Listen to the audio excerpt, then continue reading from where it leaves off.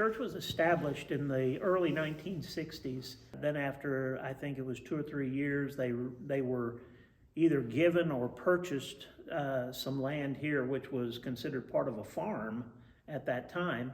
And so they built the initial building, and this facility has been added on to multiple times. Well, we are located very close to Bowdoin College here, just down the road from the college.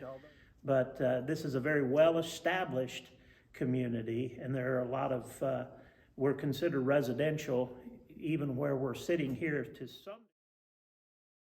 Probably the heyday of the church, I would say, would probably be 20 years ago, back before the base closed. And so over time, what has happened is we have lost younger families. And so the median age of the church has been on the rise. If we don't reach a large portion of this immediate community, when you look at the demographics of our attendees, we reach people from other towns, as far away as maybe 15, 20 miles sometimes. To see that dynamic, not reaching the people in the shadow of the steeple. And that's one of the things that we're hoping to change. I would describe the church today as seeking. Better times have been behind, and now there's a need for reinvigoration, almost a replant. They are willing to look at things maybe a little outside the box in an effort to reach out to the community. And leadership development to refocus on some areas, because we've gotten to where it's very easy to serve us instead of service. We've talked about some remodeling, so potentially some construction teams, because there's probably not an area of the building that couldn't use upgrades. Potential because we do want to reach out to younger families, maybe establishing a playground out here that helps say, hey, look, we're here for young families, we want to minister to you. Possible viable ministry we'd like to see develop over time is reconnecting with the college and trying to minister to those students.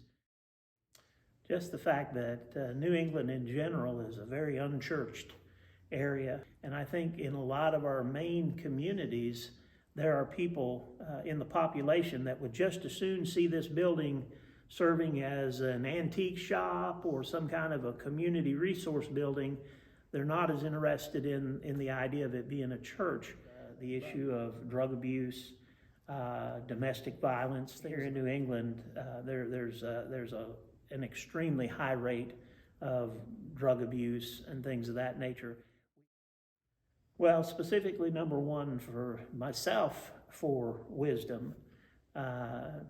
For my wife, I think she probably needs a lot of extra strength because she's working another full-time job and then also trying to serve here at the church in multiple positions. We do have a son who's in college down in Virginia, and so we always pray for his safety. As far as the church in general, I would think strength, because when I talk to people about various ministries, we have a lot of retirees. And I think they're retirees that have put in a lot of years here at the church. And so to a certain degree may feel like they've done their time. And I'm trying to explain that you don't retire in ministry. You just look for new ways to use that extra time God gives you. But we have got to find ways to reconnect with the community that lets them know not only that we love them, but that we're here to serve them and help meet needs. And I think